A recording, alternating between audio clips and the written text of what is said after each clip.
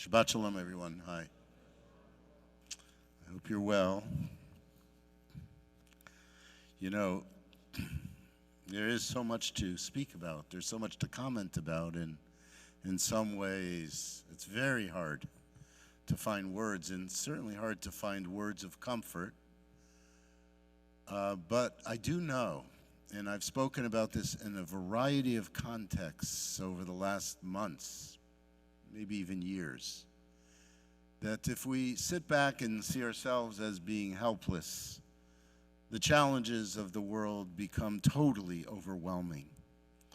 And that we have to reach deep into ourselves for knowledge and understanding. We have to learn. We have to get involved in projects. We have to be involved in those things which those organizations, whatever they might be, that are responding to these things that are out there that we're so challenged by. And we have to step up our care for each other. That's really critical. This past week, we saw the fall of Mariupol after a very valiant fight. Something about it reminded me of what I know from history about the fall of the Alamo. And personally, I can only say that I hope that just like the Alamo, it will serve as an inspiration to the Ukrainian people in Ukraine's battle for independence and freedom. But throughout this period, as the courageous fighters were tucked away in that steel factory, which was their final defense, we heard about Mariupol regularly. And ironically, this past few days, it seems to have left the headlines of the news because of other great tragedies and challenges. But I was reminded that Mariupol played a very important role in the early days of Hasidut.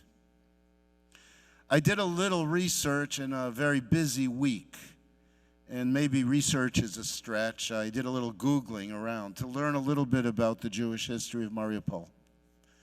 My curiosity was increased by the virtue of the fact that there was a report from the government of Ukraine that at least 20 of that last group of people who were hidden away in the steel factory were Jewish. The Ukrainian Jewish thing has been very complicated for many observers because Ukraine had a very vibrant religious life.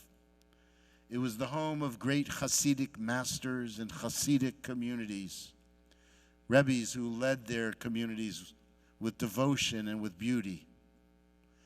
It all pretty much came to an end with the Shoah and the Nazis. A few weeks ago, I spoke about Babi Yar, which became a symbol for Ukrainian Jewish life and its destruction. So many murdered in cold blood. It was the end of so much richness. You know that I've been on the March of the Living as a rabbi and an educator 3 separate times, and I've also gone on the March of the Living with my wife, Toby. I remember vividly our conversations about the fact that it was very important for the participants on the march to know and to learn not just about the destruction of Polish and Eastern European Jewry, about their horrific suffering, but also that there was a 500-year rich history of culture and literature and religious life and economic contributions of the Polish Jews before the Nazis came. The Jews were a great contributor to Eastern European life in Ukraine and Poland and Belarus and Russia. It's really important. We can't erase the grandeur and the glory and the contributions of our past, even after we have faced destruction. Because in truth, it's part of our history. We have faced a lot of destruction and exile. But yet we look at ourselves, where we stand, and we realize that at this moment we're also in a very powerful place, as it were. Once again, we contribute richly to our broader society, our nation, and our culture. And once again, we are making great contributions to religious thought, to industry, to business, to culture, popular culture, to the civilization where we find ourselves in. I checked a little bit about Mariupol, as I said, and I spoke to our executive committee about this past week, because I want to see both what took place, what was its Jewish strength, what can we learn from it, and can we learn anything from its destruction? There's so much to be upset and sad about, as we know, and as I mentioned, Ukraine the past few days moved to the background. But human suffering has not ceased, nor has the inhumanity of Putin and the Russians. Jewish history, perhaps like all history, is often shaped by conflict and wars. But the efforts of previous generations to preserve their lives and our faith and our culture is very much responsible for what we have on this day. Mariupol was a beleaguered industrial center in eastern Ukraine. When this war is over, I imagine that we'll see that the city bore the brunt of Putin's unprovoked assault on Ukrainian people and its independence. But the city, as I mentioned, does have a rich Jewish history shaped by conflict and the efforts of previous generations to preserve their lives, their culture, in the face of brutality. I'll tell you a little bit about its recent history. And the story actually begins not in 20th century Ukraine, but in Lithuania. On the western edge of the Russian Empire, the Lithuanian town of Panovich was home to 7,000 Jews. And like so many places in Eastern Europe, it reflected a very significant proportion of the total population of the town. 7,000 Jews was half the population of Panovich. By the way, the statistic is not too different than the statistics about being Jewish or Jewish life in Boca Raton. And although there are far more than 7,000 Jews in Boca Raton, we are about or a little bit more than half of the population here. So that's something to consider. You could imagine then that the Jews of Panovich live very comfortably as we do. There was a yeshiva that was established in the early part of the 20th century by a woman named Liba Miriam Gavronsky. She was the widowed daughter of a very, very wealthy tea magnate by the name of Kalonymus Wysotsky. For those of you who are Israeli, who have spent any time in Israel, or perhaps go to the kosher markets and buy tea, you know that Wysotsky is the Lipton tea of Israel to this day. Rabbi Yitzchak Yaakov Rabinovich, who was known as the Panovich Rebbe, was the first Rosh Yeshiva put into that place by Liba Gavronsky, again, the daughter of Wysotsky. The yeshiva flourished. It was one of the great centers in Eastern Europe, but it faced an early threat to its existence with the outbreak of World War I. The Germans wanted to undermine the Russian war effort, and so they directed a Yiddish language proclamation to the Jews of the Russian Empire, promising them full emancipation and equal rights once the Romanov dynasty was toppled. The Jews were very distrustful of the Tsar, Tsar Nicholas II, so they uprooted themselves from Panovich and they relocated. They first went to Lodz for a little while, and then they went to Mariupol. Why Mariupol? First of all, it was very far from the front line.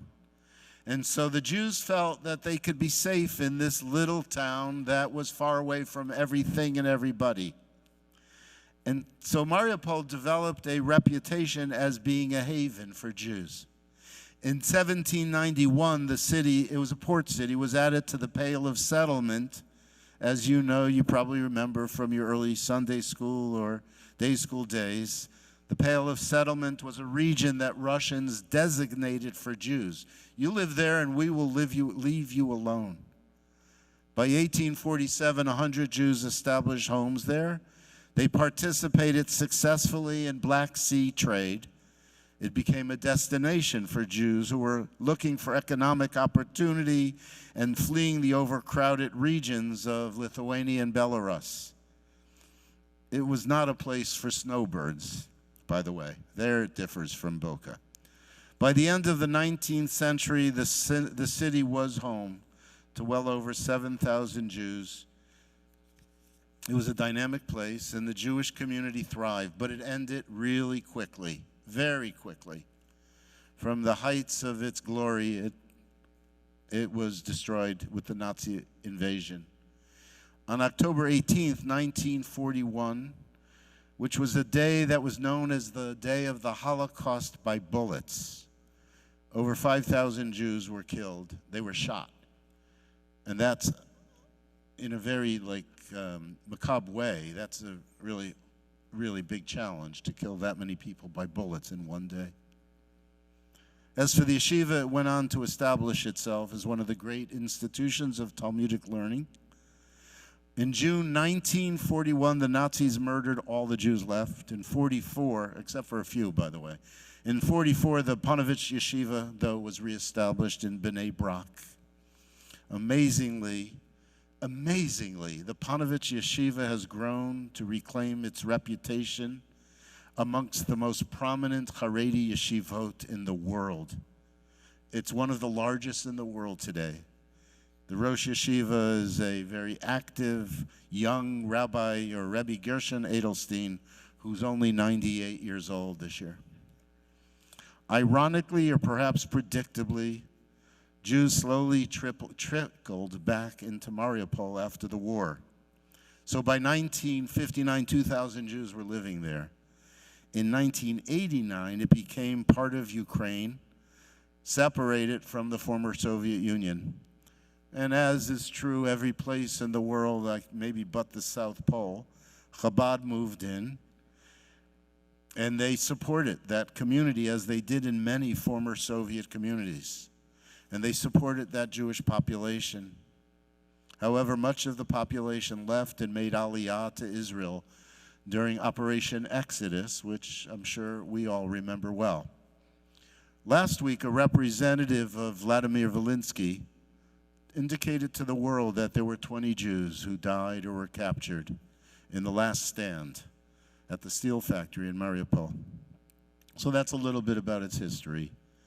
And obviously the history of the Jews there is both tragic, but also an extraordinary example of Jewish resiliency. And I mention it, one, to pay tribute to the courageous fighters of Mariupol, and to pay tribute to our brothers and sisters who were in the steel mill. But I also mention it for another reason, and that is perhaps we can do a little reflection on the vicissitudes of Jewish fortunes throughout history. One thing we know is that we cannot plant ourselves in places like a Pale of Settlement that feels like it's safe for Jews. We cannot hide ourselves in gated neighborhoods that feel so safe for Jews and think that the vicissitudes of history will not be part of our story either. We've been very vibrant and vital and strong in different periods throughout history. And then we've seen it very quickly implode. So easily we realize we can lose what we have achieved. It's hard for us to think about that as we sit here in this beautiful sanctuary, in this magnificent synagogue, in this wonderful community, in this beautiful city of Boca Raton. And I don't say that to make anyone fearful. It's just a reality that we should really think about. And I think about it, or thought about it a little more this week as a shadow is hanging over us in this country.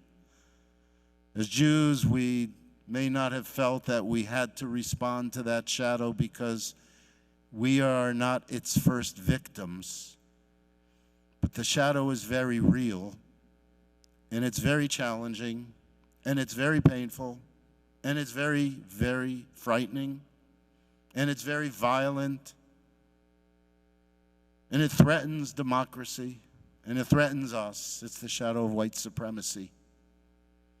The shadow led to such great pain and death just 1 week ago in Buffalo, as I mentioned earlier, and as you all know. And there a single white male racist, fueled by lies and hatred, most of which undoubtedly he incorporated from his time on social media, which was so easily accessed, and with the readily available guns that are just too prevalent and accessible in our culture, he picked out a particular community, he picked out a particular neighborhood, he picked out a particular supermarket and even a row in that supermarket. And he gunned down 10 people. The neighborhood was poor and it was African American, and that's why he did it. And as a function of that, many of us who had not heard about replacement theory now are beginning to learn about replacement theory. I assume that most of you had heard about it before, but I'm sure all of you are hearing about it now.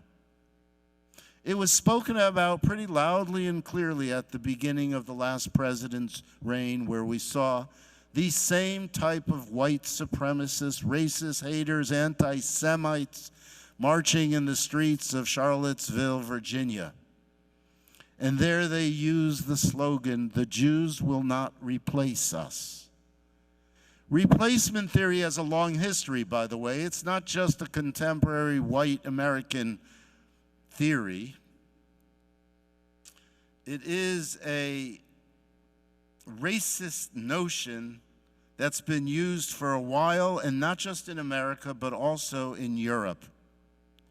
The Nazis used replacement theory against us. One of Hitler's first claims against the Jewish people was that the Jews were responsible for bringing North African blacks into Germany, and their desire is to destroy Aryan purists, the purity of the Aryan race, What we must learn is that when hatred exists for anyone, against anyone, it exists against everyone. We have to not make the mistake and think that replacement theory does not involve us. That act last week wasn't the act of one single lunatic. It was the result of the hatred and racism that's residing and embedded in our culture.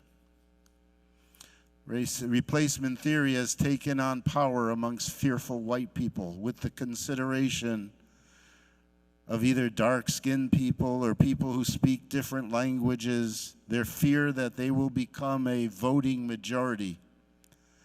We are not blind. We know that we are part of that vicious conspiracy. It is stated and it can be assumed. We are very threatening, but not as threatening to them at this moment. But they will come for us too. You must note that we are a part of the evil forces, that we're seen as part of the evil forces that give strength to minorities, to all communities of difference in this country of ours, be they Hispanic or gay or Asian, and now, as we see, even female. These are dark times. I know that I need not be the person who warns you about the precariousness of our current comfort. I know you all understand that it cannot be guaranteed. I know that all of us share a desire to just push it away, park it away, not think about it, not get involved with it. It's so uncomfortable. It makes us feel vulnerable, but we are vulnerable. However, we're not helpless. My thoughts on these days has to do not only with our need to continue to strengthen ourselves, to reinforce our own security, how important that is, but also the call to us to stand with our brothers and sisters in communities of color. It's a clear call for us to support the teaching of this nation's past. We cannot raise a generation of blind children who live in fear of others because they are different. They have to know about the profound destruction that's been done by anti-Semitic ideologies and by racism. They have to know its sinfulness. They have to know about the sinfulness of slavery in this country and the systemic problems that have arisen as a function of keeping people poor and sustaining an underclass of people of color. We've heard leaders talk about good people on both sides. Many, I think, I hear, listen to Tucker Carlson, who has touted replacement theory over 200 times. Over 200 times. We know that there are political leaders who are censoring books about the past, books about issues of gender, books about slavery, even Mao's, that important book for children about the Holocaust, has been censored in many states in this country. You know, I often wonder how these Bible-touting Christian fundamentalists would deal with a Bible if they read it, a Bible that so clearly espouses a vision of understanding and a vision of pluralism and speaks about the truth about the issues of oppression or sexuality or human realities. Perhaps it's unfair for me to point a finger at Christian fundamentalists and its inheritance and their role in the racism of today when you and I know that it exists within our own.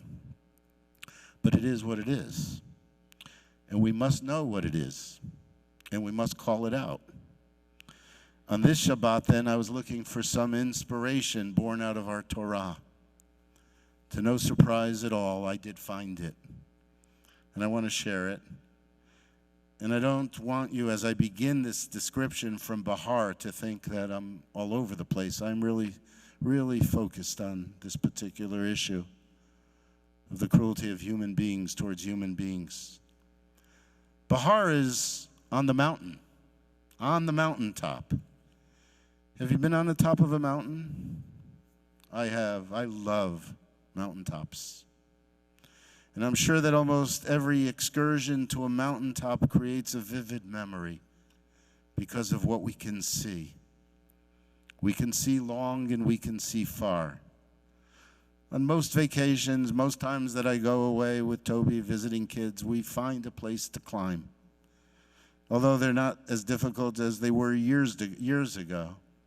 We've climbed a few over the last few years. And there you gain a certain perspective of our place as little human beings in a vast universe. On the top of a mountain, you can feel small. But we feel small because we realize we're connected to something very large.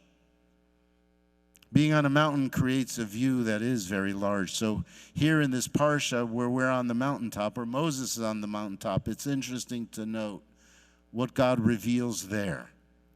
And what God reveals there is a perspective for us as a people. Perhaps it's a perspective for all human beings. It first has to do with our role in the natural world, and it's clear that we're to protect it, that we're to give the land a time to rest. And when we have some perspective on our role in the natural world, we realize we don't own that much. We're tenants here, and we have a responsibility to take care of the land. We don't own land. Land owns us. And when we're forced to take a year off, to take that Shvita year off, as we can see that the health of the natural world has to be our concern.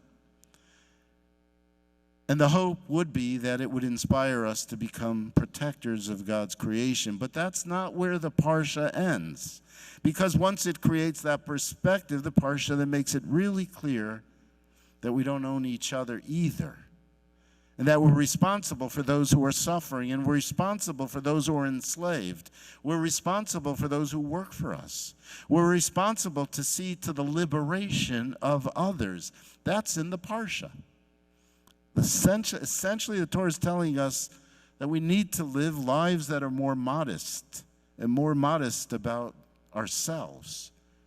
Our goal is not power, and our goal is not acquisition. Our goal is to build a nation where we show that people are responsible for each other's. Our goal is so far from where we're at.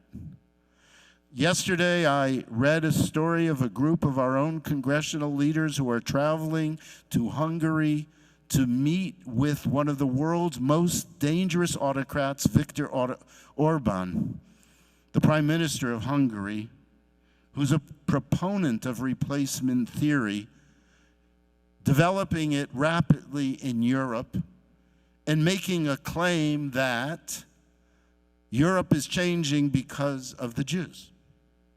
Not because of a Jewish presence, but because Jews support migration and immigration and refugees. And a group of our own congressmen went to Hungary with CPAC, the Christian lobby, as they work to develop a Christian vision of democracy. I know Christians. I know really valued and valuable and important Christians.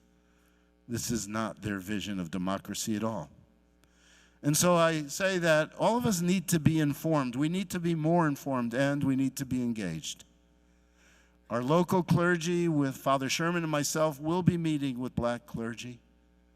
We need to stand with that community.